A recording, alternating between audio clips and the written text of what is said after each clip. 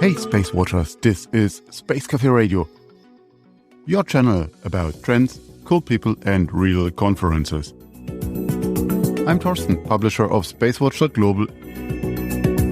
This year we continue our series of annual reviews as Space Cafe Radios.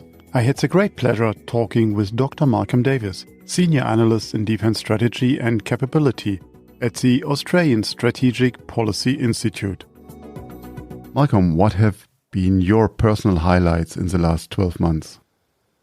I'll start with an Australian perspective and then broaden it out to the world global perspective. I think from an Australian perspective, it's been how the government has swung behind sovereign space launch as a future industry for Australia up until really mid-2020 going into early 2021.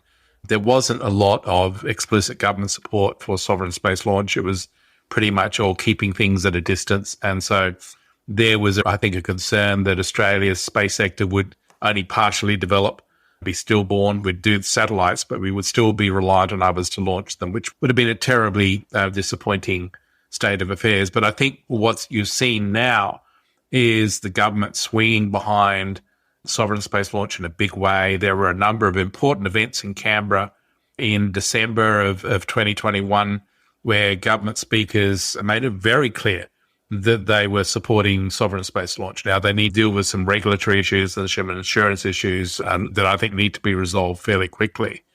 But I think the fundamental policy support is there. So that's the first thing, is that we look to be on the right path to get sovereign space launch probably within the next 12 months, where we'll be seeing Australian satellites launching on Australian launch vehicles from Australian launch sites. And I think that will be a mark of maturity for the Australian space sector, that we've finally got a comprehensive, balanced space industry that is not purely ground-based or not purely dependent on others. The second thing that I felt was really important from an Australian perspective was how much more sophisticated and thoughtful the Department of Defense have been in terms of space in 2021. The recognition, I think, on the part of Defense that space is an important domain in its own right. It's an operational domain. It's probably going to end up being a warfighting domain. We're establishing the Australian Defence Space Command, which will be an important step forward away from the sort of diversified structure of space projects spattered across defence to one coherent organisation that runs space and defence. And I think that's a really important step because it leads down the path to a more coherent strategy for space and where we're going. And there is this general discussion now of a national space strategy for not just a civil space strategy and a defence space strategy, but one space strategy that brings everything together and provides us with some guidance going forward. So those were the two highlights, I think, for Australia. Globally, I think I was very pleased that we negotiated the transition from the Trump administration to the Biden administration without reversing direction in space yet again. We're still committed to going to the moon, albeit a bit later than 2024. But the Biden administration still seems to be supporting the basic foundations of Project Artemis, which is great, because too often have we seen the situation whenever there's a new administration in Washington, we flip-flop and we go back to a different direction. And so no progress is ever made. So that's good. The Biden administration is also supporting Space Force, which is great. I think that if they could have so easily cancelled all of that and suddenly it would have basically undermined all the progress that had been made during the Trump years towards having a coherent approach to defence and space security. Other things, of course, obviously highlights for the year were progress in the commercial sector, SpaceX in particular starting to make progress towards Starship Super Heavy, which I think is going to be really important in terms of transforming the launch sector, the ability to get large payload up quickly and cheaply and not have constantly rebuild the rocket or build a new rocket every time you launch is something that's new and important. I think everyone is very excited about James Webb Space Telescope. That's a really important step, and it's great to see it on its way. Now we're all in this 29 days of terror as we watch as this thing builds itself on the way out to L2, and let's hope that goes well. I think that it has been very interesting to watch the Chinese space developments in terms of their missions to Mars with Tianhe, the establishment of Tiangong space station, the activities of their moon rovers and their moon orbiters. I think that things are moving very positively in so many areas in terms of space. And to sum up all of this, I think space as an area in general for analysis, for policy, is expanding rapidly, and it's becoming much more important. So the sort of work that you and I do in terms of talking about space and shaping the debate is becoming far more relevant. It's reaching a much wider audience. And that's really critical because this is the industry for the future. It's not cyber, it's space. And I think that's really important to be able to be at the beginning of what is a new golden age of space exploration going forward, including potentially resource utilization on the moon and space industry and commercial space. And yes, even space tourism has a role in that. What are your top three, seeing the entire space sector last year? I think the first successful launch and landing of Starship, SpaceX Starship, was important because we'd seen them all blow up on landing or blow up on the pad. And now suddenly we have one that took off and landed safely.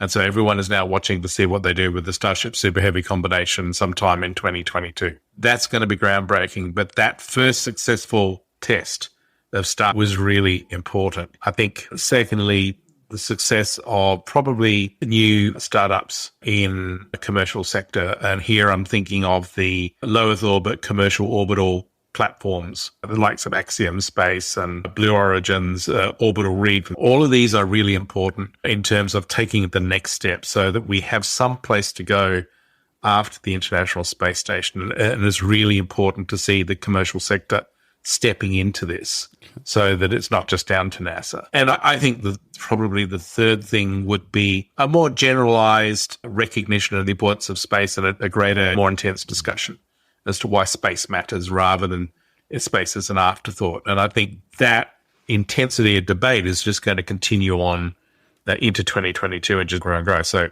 you and I are going to be really busy going into 2022. Absolutely. So let's look into your specific area of military space. What touched you most there? I think obviously the Russian ASAT test in December was tragic and I think a warning shot to all of us. But also I think that the recognition that counter space capabilities are real, they are growing rapidly, and so we need to do something about them.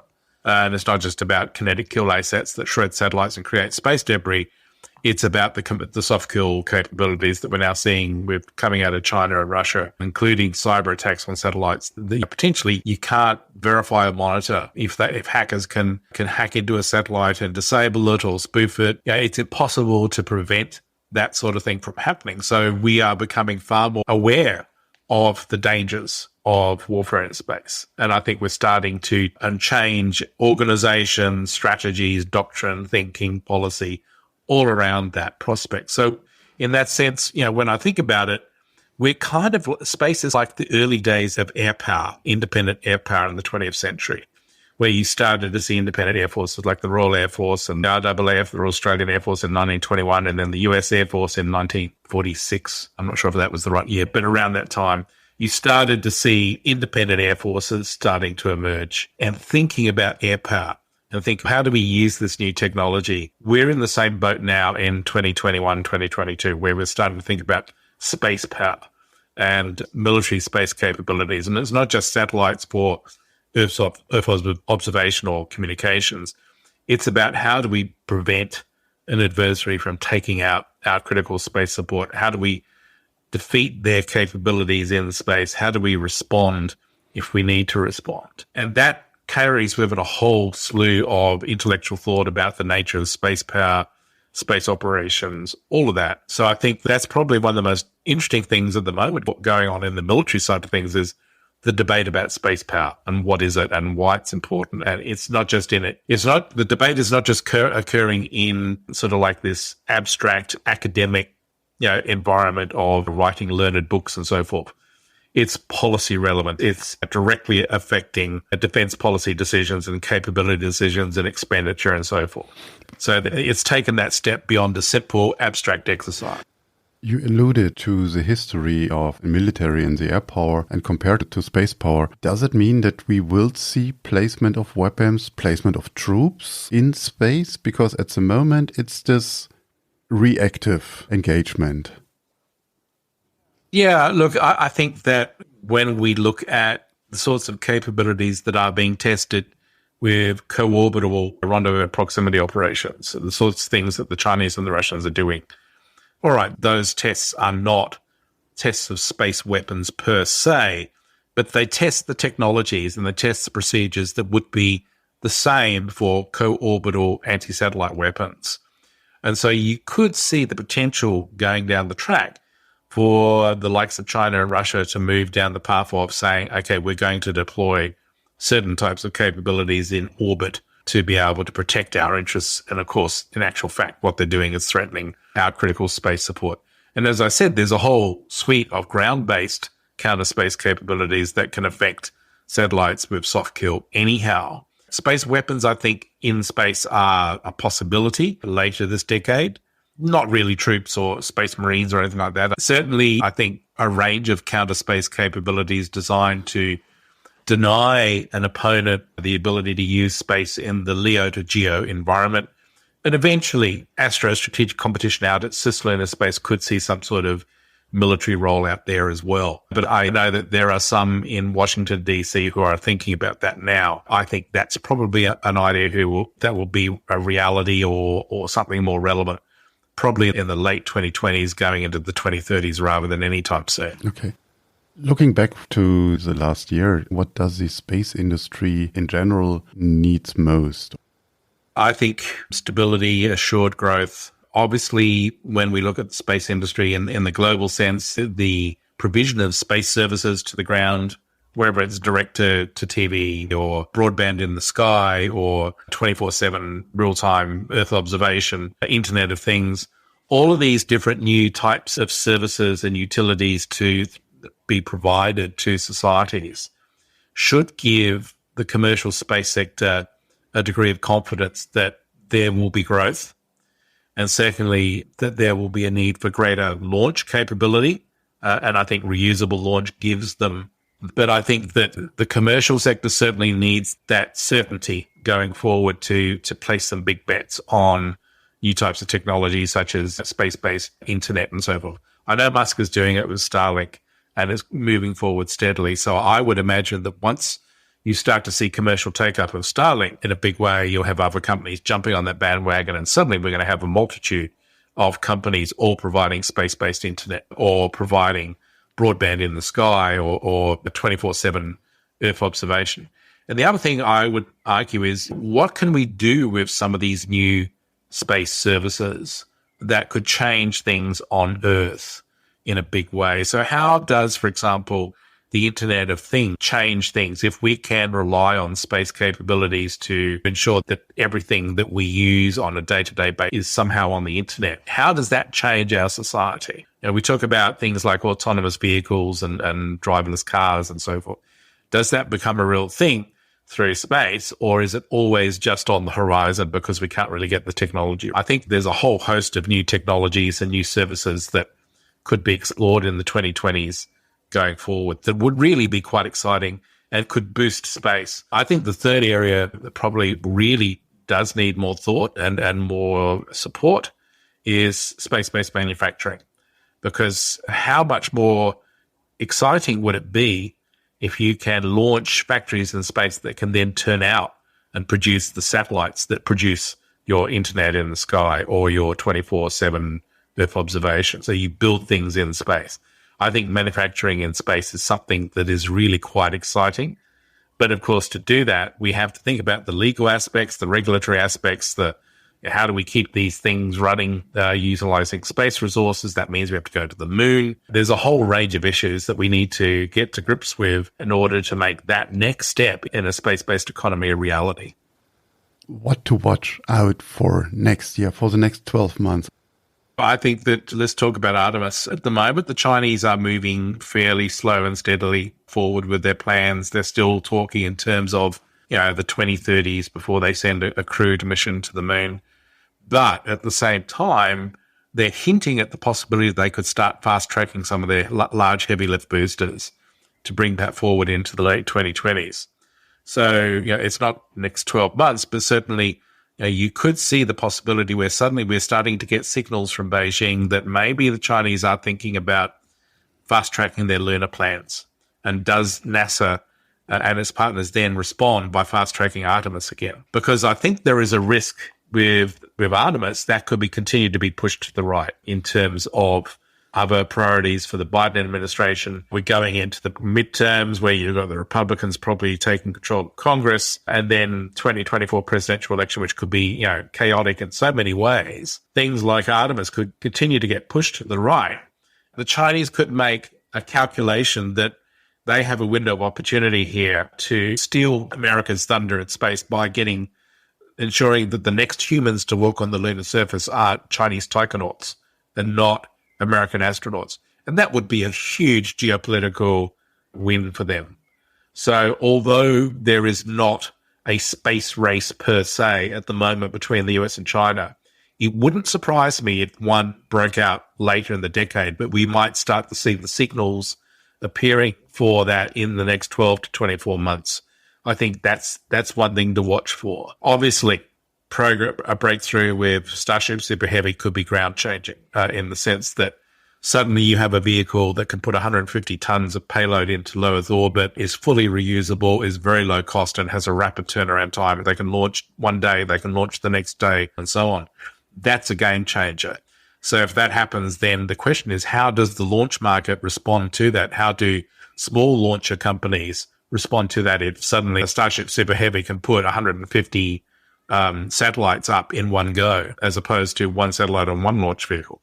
That's something that I think we'll see in the next 12 months. And I'm sure we're going to see greater risk and concern over counter space capabilities, maybe more ASAT tests by the Chinese and the Russians, probably the Russians, depending what happens around Ukraine early in the next few months. There could be some quite aggressive moves there. I think that there's a lot potentially that could happen in the next 12 to 24 months that are worth watching.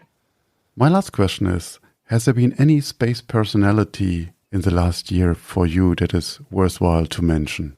I have friends in the Australian space community, which I think are doing a fantastic job. Annie Hanmer, I'm a huge fan of hers, and others in the Australian space community that are doing very well. Enrico Palermo, the head of the Australian Space Agency, I think is doing a great job. I think that internationally, people attack the space billionaires over space tourism, but my hat's off to Jeff Bezos and Elon Musk, because they're laying the groundwork for ultimately space tourism opening up low-cost access to space for a broader cross-section of humanity. So they're important because they are blazing the trail. And I think people who communicate and shape the space debate and try and make it clear to the broader community why space is important, I think are doing a great job. I don't have any specific people that I follow religiously, but I think that there are so many good people out there doing hard work that I think we're all part of a team and we're all pulling together. I think we have broadly a common vision about where humanity is going in space and what we want to see happen in our lifetimes. The different variations on a theme, but we're all going down the same path. And I think this is really important in terms of we all work together. It's the broader community as a whole that's pushing together. This was Dr. Malcolm Davis in our annual review 2021. And I'm truly blessed working with such incredible people. I wish all of you blessed holidays and a happy new year. Thank you for listening today. If you want to stay on the pulse of space, visit our website, our mothership, at SpaceWatch.Global and subscribe to our newsletters. But of course, don't forget to become a Space Watcher. I'm Thorsten Kriening, CEO and publisher of SpaceWatch.Global, your independent perspective of space.